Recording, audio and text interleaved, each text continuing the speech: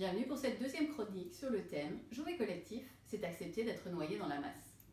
Faux bien sûr. Un collectif performant n'est pas une collection d'individus stars ou d'électrons libres qui se concentreraient sur leurs propres silos, sur leurs propres intérêts, sans tenir compte de ce qui est bon pour l'entreprise.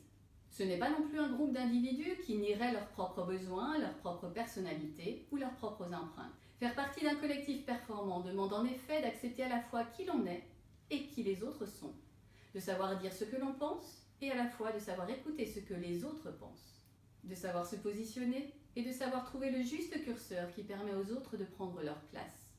Car pour que le collectif émerge plus fort que la somme des individus qui le composent, chacun doit aussi s'accorder du temps à se connaître soi-même. En effet, accepter l'autre tel qu'il est, dans ce qu'il apporte au groupe, demande d'abord de savoir reconnaître qui l'on est soi-même, ce que l'on porte et ce que l'on apporte à ce groupe, et aussi de reconnaître ce que l'on ne porte pas et ce que l'on ne peut pas apporter au collectif.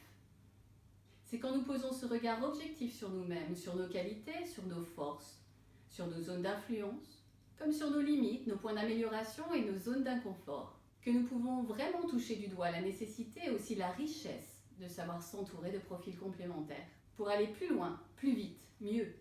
Cela requiert de faire régulièrement des arrêts sur image, d'investir le temps pour repasser quelques situations clés, pour voir quels sont les bons ou les moins bons réflexes, de capter nos habitudes et nos automatismes pour mieux nous connaître, en tant qu'individus ayant notre propre empreinte, nos propres besoins, notre propre valeur ajoutée. Unique.